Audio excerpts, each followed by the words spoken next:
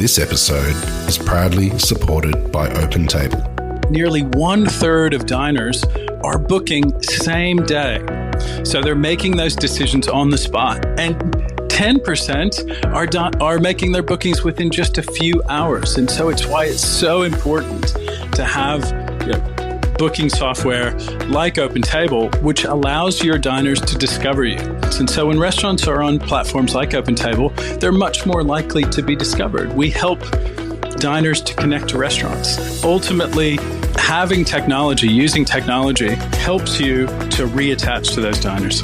Experience the power of OpenTable. For an exclusive offer, visit restaurant.opentable.com.au/DITW. We always look at our restaurants as creating obviously memorable experiences that go beyond people's expectations. And I think that's where the whole package really is more important than ever, where you can have great food, but if you don't have really good hospitality, making people feel welcome and comfortable and safe has a big impact now. This is the Deep in the Weeds podcast. I'm Anthony Huckstep. The nature of hospitality venues has changed so much over the years. Some start as small businesses, then roll the dice on a second venue. Before long, some create unique restaurant groups with many offerings and many staff. But what does it take to manage the food operations across multiple venues and maintain the very highest of standards? Daniel Giraldo is the group head chef of the Delia Group in Melbourne. Daniel, how are you? Good, and you, Anthony? I'm good. It's good to have you on the show. You became a head chef of a pretty important restaurant in Melbourne at just the age of 23. What were you like as a chef at that time? Yeah, to be honest, it was I was very young, and to be honest, I don't think I was 100% ready. But Shane gave me a big opportunity, and I wasn't going to say no, but it was very challenging. I've definitely changed over the years of where I was back then, when you're a bit young and a bit hot-headed, and times have changed in the industry as well. But no, it was a great challenge. Don't get me wrong, it was very hard. The industry was very different, and I was also really hard on myself back then. Being 23, your ego is really big. So it was definitely a challenge, but I'm really glad I took it, and I'm still there 8 years later. Well, the Delia Group has changed quite a lot in the last year and a half, as many businesses have, but there's been an incredible change in that group. Well, give us a sense of what it's like at the moment. Well, yes, obviously the pandemic, as it hits the whole industry, has been very challenging, but we pivoted really quickly. So we were actually one of the first restaurants to make the decision to close before the government forced us to close, because we could see what was happening. As soon as we saw the bookings start to plummet and see what was happening around the world, we closed. And then initially we thought, all right, it looks like it's going to be a few weeks, and no one really expected what it turned into. But once we saw that, all right, it was getting really bad, with Shane, we sat down and we're like, all right, we need to think of something to pivot. And that's where Maha Go was born, which was a takeaway from Maha alone. We condensed all the venues. We didn't let go any of our staff, and then we just created a takeaway platform. We had a Shopify account. We created everything in about 72 hours, which is pretty mental. But it was really great. And initially we thought, all right, we'll use a couple of staff, Shane, me, and we'll see how it goes. And it just went crazy off the bat. And then from there, Shane obviously saw massive potential into something bigger, and he started to work on what now is Providor. How did that affect your role? You're looking after multiple venues as well. How much has your job changed? During that time, it did change dramatically, where obviously we're used to 3 venues and hustle and bustle and the services, to all of a sudden we're doing hundreds and hundreds of orders for takeaway. Over the period of time, it did change. Obviously, changing the mentality and to create systems and operations to be able to do that takeaway from our kitchens was probably a little bit tricky at the beginning, because obviously we're used to doing high volume. Maha's obviously a big restaurant, but then the logistics behind the preparation of food, then boxes, and logistically to do that volume of orders was really different. So it really changed my mentality. Even the menu structure, you have to think of what will work, not just for as a chef, what you want to serve, but what works for the guests, what works for the brand, and making sure that it's also user friendly and fun for the people at home and not complicated. I think the pandemic showed us that people obviously have a massive hunger for great food, no matter where it's at home or in the venues. But we saw that big window there for a really good business that can just change. And I think it really did change the dining in Melbourne. I think Providore has been a great impact on the industry, and not just to support the industry, but for people at home to be able to eat great quality food. I want to explore the changes that you're implementing moving forward as Melbourne's opening up. But you were born in Colombia. Take us back to when you were young and the role that food played for you. Yeah, so to be honest, I'm a bit of a little bit of a traveler, gypsy type for my family. We moved around quite a bit. I was born in Colombia, and then when I was about 3 years old, I moved to the United States. There I lived for multiple years. And then from there, we moved back to Colombia when I was about 11. And then we moved back to the Caribbean. And somehow I've ended up in Australia after all those years. But food always, what made something that connected, I think, me and Maha and Shane was in South America for us, food, obviously it's essential, but it's the only time that we always spend it in family. Like I grew up, my mother's a great cook with very traditional Colombian food. And my father became a chef in the United States in about 96. So I was very lucky to have that balance of I could have a really high quality meal, but I could also have very traditional food from South America that my mother would cook. And every lunch and dinner, we always sat down as a family. And I think that's something that's always been engraved in me. Like even with at home with my missus, we always have dinner together. Or when it's family and cousins, it's just the best times for you to always celebrate and catch up and enjoy the best moments in life. Is there any feasts that you can tell us about from when you were young? Yeah, to be honest, my mom makes there's two things that my mom makes, even nowadays, because I only see them like every 5-6 years. She makes like this roast chicken where you have like sweated down tomatoes and onions, kind of like an adobo. And then Maryland's sit on top, and she puts it in the oven. So half of the chicken is braised and half of the chicken is roasted. And it's absolutely delicious. It's one of the things like, no matter, I've been cooking now for about 15 years, and I can't do it. And it's obviously something emotional, but it always brings me back memories. And every time I see her, wherever I see her in the world, that's the first meal she cooks me with rice. Wow. Tell us about that first moment when you started working in a commercial kitchen. What sort of impact did it have on you? I was lucky. I grew up seeing my father in restaurants. So when we lived in the United States, every summer I'd go and spend time at the restaurants he was working. He used to work in Tampa, Florida, at like a high-end Southeast Asian restaurant. So I'd go spend time with him in the summers, and pretty much I'd sit in the kitchen around and play with some of the chefs or peel some carrots, or like I remember we used to play throwing broccoli into little buckets when he wasn't looking. And it was like natural for me to see it. And then I didn't really work in a commercial kitchen until I was living in the Dominican Republic. So I moved there in 2005, and I started working with him at 15 years old. And it was a great thing to just spend time with my father. When I was young in the US, my dad would work what normal hospitality hours were. So if you leave the house at 8 in the morning, come back 2 in the morning. He worked at a really busy restaurant. So I didn't really get spent much time with him growing up. Like, he was a great dad and all, but he was always at work. So for me to be living in the Dominican Republic in front of the Caribbean Ocean and working with my father, that in itself was a blessing. That meant a lot to me. So it was really, really fun. And I was really lucky. Obviously, my dad was the executive chef, so I didn't have to clean much or do some of the bad jobs when I started. But yeah, like it meant so much to me. And for us me growing up traveling, it was pretty much what I could see the future wise for me, because I could work and travel anywhere in the world, which is what I wanted to keep doing. With your father being a chef and also your boss, what sort of impact and influence did he have on you? To be honest, it was positive and negative. From a positive point of view, obviously, he taught me things that I would have never learned as an apprentice. From day one, I was prepping meat and fish and doing things that normally you wouldn't do for a couple of years. But then on the negative side, obviously, he would never treat me like an employee. So it was like, you felt good in the moment, but I look back, he wasn't really hard on me, or if I made mistakes, you wouldn't get, like, obviously there wasn't consequences on that. So I think that on that side, I do think I would have preferred a bit more repercussions.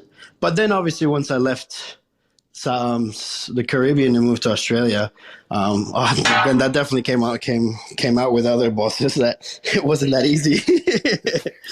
Let's explore that. What drew you to Australia?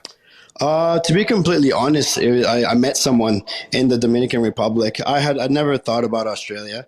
I was going to go back to the US or to France, because I actually moved to France for a couple months and I was going to go live there, but it fell through. And I came back to the Dominican in 2009 after several months in the south of France and Italy. And then I ended up meeting someone and it's like, oh, like, we should go to Australia. She was from Melbourne, and I was like, okay. And I bought a ticket and came to Australia. That's the honest answer. How different was the restaurant scene here compared to what you were used to? Oh, it was a completely different world. I grew up in the US, so that the scene in the US, obviously, service is amazing. Cities are bustling and really, really busy restaurants I was used to. And the Caribbean was very different, obviously very slow pace, fun, relaxed. No one's in a rush there. And then coming to, I honestly didn't know anything about Melbourne. I hadn't even Googled it. I only knew about Sydney. I only knew about the Harbour Bridge. For me, Melbourne was a little town in Florida, which was near to where I lived. So when I got here, I really came with no expectations. I had no idea of any chefs. I remember arriving here, and all I did was I jumped on Seek, and I just literally pressed send to heaps of restaurants I didn't even know of. So it was definitely very, very different. But I loved Melbourne as soon as I arrived. I think the culture, the food scene, having from cafes to high-end restaurants to more casual, was really, really great to see. You spent a lot of time in the Dominican Republic, as you mentioned. Tell us about what it's like there and the food from the Dominican Republic. So life there is completely different to anywhere I've ever lived. I've been very lucky to travel around the world, but the Dominican Republic has this beautiful slow pace where people, they just want to enjoy life. Like, you don't have that rat race. I lived in a little tourist town called Cabarete on the north shore of the Dominican, where people that go there, they just want to go surfing. Windsurfing is the capital for kite surfing in the Atlantic Ocean. So you have lots of athletes coming, and they just want to come, explore the culture, and just relax. So you don't have that really busy office lifestyle of people wanting to just achieve financial goals. So that was really eye-opening for me, where it was just, you'd get up, I'd go surfing in the mornings, I'd go study in the afternoon, and then I'd go work at night. So it was really great years of my life. I spent more time with my mom, my dad, and my sister, which was really good. And it really changed, I think, my mindset for life of what I want to do. It's ironic because I'm very driven and I work like crazy here in Melbourne, but I think it really taught me to what's valuable in life. I really enjoyed it. There was quite a few years before you joined the Delia Group. What were some of the main influences and restaurants you worked in Melbourne as you sort of built your career? So Melbourne, when I first arrived, I just worked at like a little cafe in Cheltenham because I didn't know anything about Melbourne. And then I worked with a hotel, just a 5-star hotel, for about a year and a half, where I achieved up to sous chef. And then because I really didn't know the scene. I didn't know where. And then once about a year and a half, I could tell what restaurants I liked. And I really, really always enjoyed The Point at Albert Park. I remember it was the first high-end restaurant I ate in Melbourne when I came in 2009. And I just loved everything about it. The food, obviously the meat they had, the venue. It really inspired me. And I was like, you know what, I'm gonna apply for a job there. And I applied for a sous chef job when Justin Wise was the executive chef and Andy was the head chef. And I got it. And to be honest, I was really surprised. Like, it was a very high-end venue. It was extremely busy, and I just went for it. And I had my interview and I got the opportunity, and then I stayed there for about a year, which was, I'm not gonna lie, it's probably one of the hardest kitchen. It probably is the hardest kitchen I ever worked in. The team of chefs that were there were extremely driven. Everyone had obviously a very strong passion, but also a bit of egos. And we just had to work extremely hard. But it was great. Rabi is a great operator. He taught me massive amounts of hospitality. And the chefs that we had were, like I said, everyone was extremely driven. So we just pushed each other really hard. And it was one of the probably most eye-opening experiences that I had in the industry while I was quite young. And then from there, I had the opportunity to come work at Maha. One of my friends had been a chef there, and the head chef was looking for a new sous chef. And he called me. He's like, "Are you interested?" I'm like, "Look, to be honest, I'm happy at the point, but I'll always listen to an opportunity." And then that's how I ended up at Maha. I went to spend a day. I'd met Shane only once before, and I just fell in love with the culture and the style of restaurant that Maha is. It really showed me a difference of what the tradition of high-end restaurants and plated food was, and match it with the beautiful hospitality of shared food and having that both balance. I was really surprised of it, and I hadn't experienced it in any other restaurant before. What was it like for you moving from those the restaurants that you'd had in your past to one that was had a foundation of Mediterranean, Middle Eastern spices and flavors? Was it different for you? It was really different in the sense of my professional cooking, but some of it did. The flavors and the style of cooking I could identify with surprisingly some food of South America. Normally people wouldn't assume Middle Eastern and South American food are similar, but I think the culture behind it and the style of it is quite similar. Like, there's obviously lots of shared food, and family and hospitality is probably the foundation of it. But even some of the cooking methods and spices, there's some things that were similar. And that's what really caught my eye, that I never looked at my food, especially when I was young, my heritage food that could be high end. You know, when you're a young chef, you always aspire of Europe and obviously the US, and you don't really look at what you have at home and how lucky we are. And I think Maha really opened my eyes to looking at cuisines that aren't the famous British or French, Italian, and seeing more to them what meets the eye in food. Shane Delia is well known across Australia.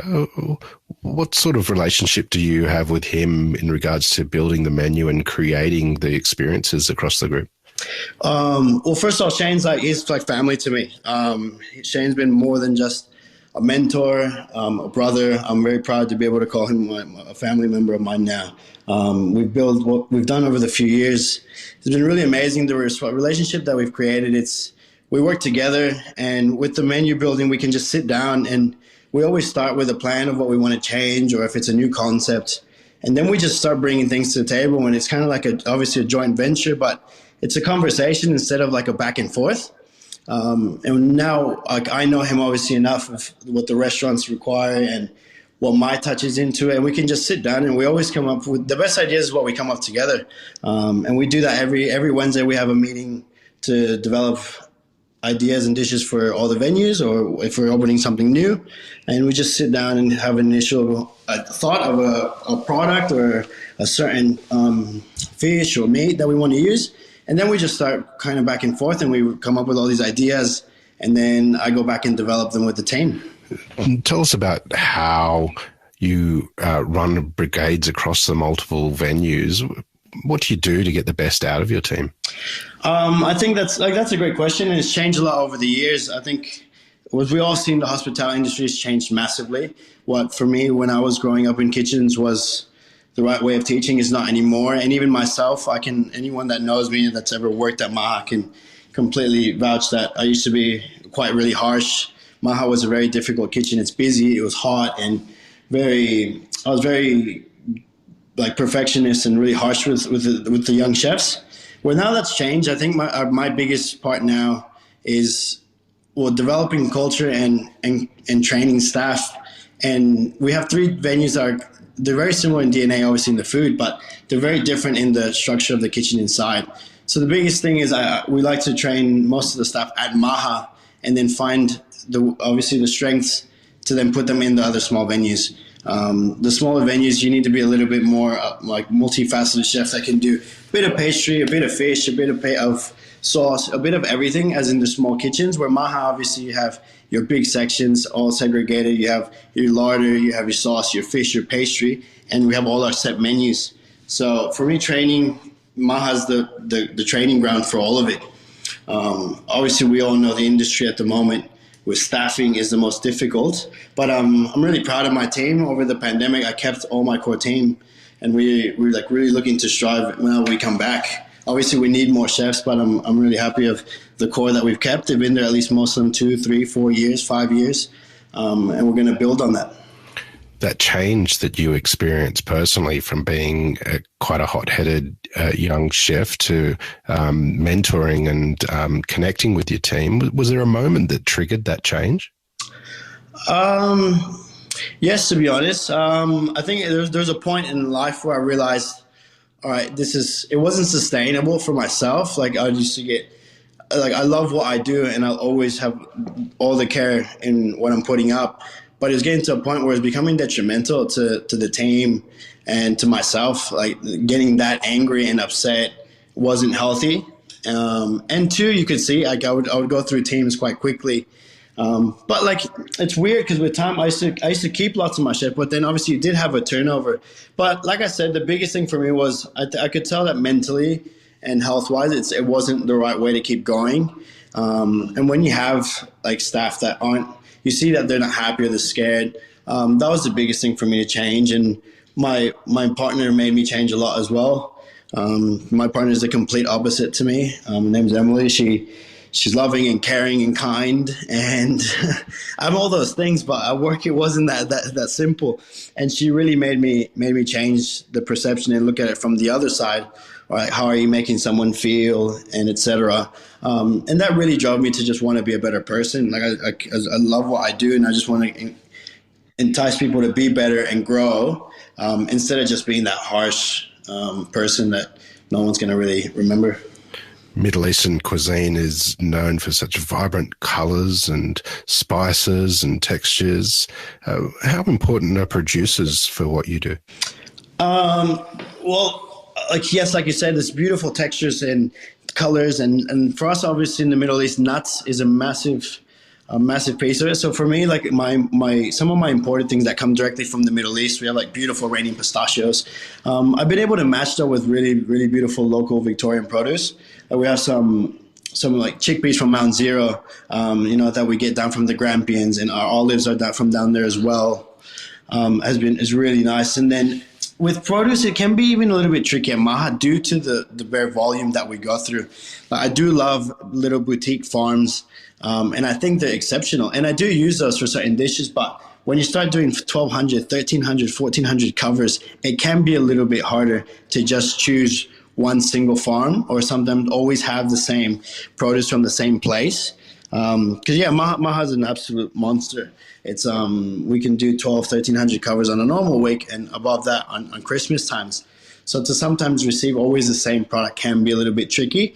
And that's where you learn to use the different farms and different suppliers. I have over 5 suppliers just for my veg, over 4 or 5 for my meats. And it all varies obviously depending on cost, season, and what we're looking to achieve on that menu. The group is known for catering huge events like the Formula One, Australian Open, the Melbourne Spring Racing Carnival. Do you have any stories of catering for those events? Yeah, it's been great. Like during my whole career, I've not been just in restaurants, like you say. I've been in hotels, and then along Shane, he's ambassador for some great brands like Mercedes-Benz, Host Plus, and then we obviously do the Australian Grand Prix and the Australian Open every single year we've done.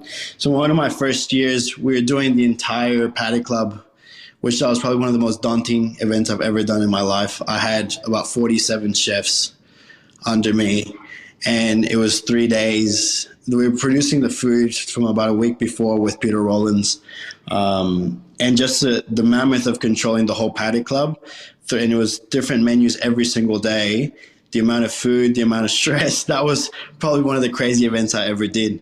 But it was really satisfying to finish that. It was 3 days. You'd start at 4 a.m, and then I'd finish the Grand Prix around 5 and then head to the restaurants and do a busy service. It's what you live for, actually. Like, it sounds really hard, but it's really exciting times. Like, to be able to know that you've accomplished that and handled that many chefs and that you have thousands of people that are happy is really satisfying.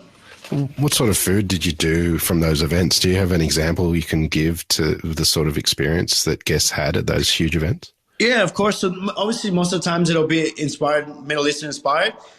which we can do. Obviously, Maha lamb shoulder is probably one of the most famous dishes in Melbourne. I use over 20, 30 tons a year on an average year of lamb at Maha. So lamb shoulder, like green olive tabbouleh, is an initial staple for many, many years. And we reiterate that in different ways, in different forms. So that's always a really crowd favorite. And then we have a little dish that probably you've heard of, the little Turkish dumplings called manti. They're a really big favorite they're these little handmade dumplings that are really tiny, and then we do them with a beautiful spice burnt butter with sumac and mint. Those are always a big favorite even if it's little small events, we can do them in small bowls, or if it's for catering for 800 or 1,000 people, it's always a favorite as well. You mentioned that a lot of your life has been about travel. Have your travels influenced and shaped you as a chef? Yeah, enormously. I think that my travels, well, my heritage, initially, I've never wanted to do any food that had to do with where I was from. And it's hard for me as well because I didn't grow up in Colombia. So for me, when people ask me, like, what food you do, my foods, if it's just at home, I'll always be, after all this time, I do love Middle Eastern food and spices no matter what. I think the use of toum and the spices, that will forever stick with me now, no matter what I do, ever.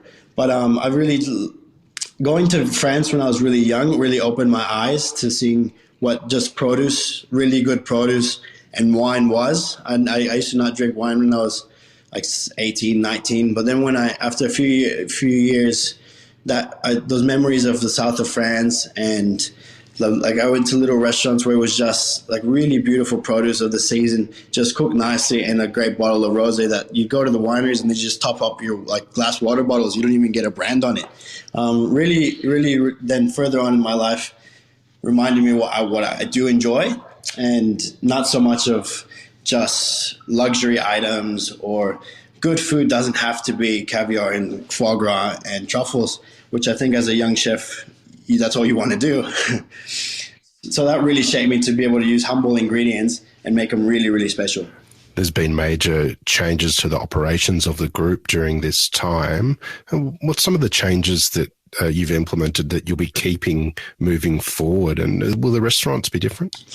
I think the whole industry will change a little bit. I think my menus have changed away in a little bit, and obviously how complex they are. I think one part of that will always be staffing. But the biggest implement that we will always keep is Providor. Like, I think that platform has brought so much awareness and realization of what we can do as a restaurant, and not just expect bums on seats. So that's something that we always kept doing since day one. We've never stopped it even when we lift any of the lockdowns. So I think that's a big part of our business that is now a part of, and that won't change. And then from the restaurants, I think the biggest thing that really want to focus is I've seen the value of the effort and training of our staff. The people that you put effort into they're actually the foundation of all your businesses. So without them, you can't really achieve anything. So our training and culture is probably the biggest focus that we have at the Delia Group in the next 12 months. Melbourne's opening up again after an incredible amount of lockdowns and a really long one just recently. What's the general feeling now that vaccination rates are high? How is the feeling in the group and generally across the industry? The feeling has been great. We opened Maha East and Maha Bar last week, and it was beautiful to see the dining rooms full again. People are you can see the hunger that people want to be out and socialize. Obviously, the food's the huge factor. But the biggest thing for us is we always look at our restaurants as creating obviously memorable experiences that go beyond people's expectations. And I think that's where the whole package really is more important than ever, where you can have great food, but if you don't have really good hospitality, making people feel welcome and comfortable and safe has a big impact now. I really believe that. I think people are looking for a great experience, great value for what they're paying, and just to really feel comfortable and knowing that there is no in our restaurants. When you come in, we will do anything that is possible, obviously within reasons, but we just want to make sure that people are truly happy, having a great time, and that every time they remember a good memory, it comes from one of our venues. Your career has led you to run the operations for one of Australia's biggest restaurant groups. What is it that you love about what you do? I love at the moment, every day for me is, obviously there's always challenges, but every day is different. I love working with Shane. I think we have the relationship I have with him is really the biggest factor for me. That we see eye to eye.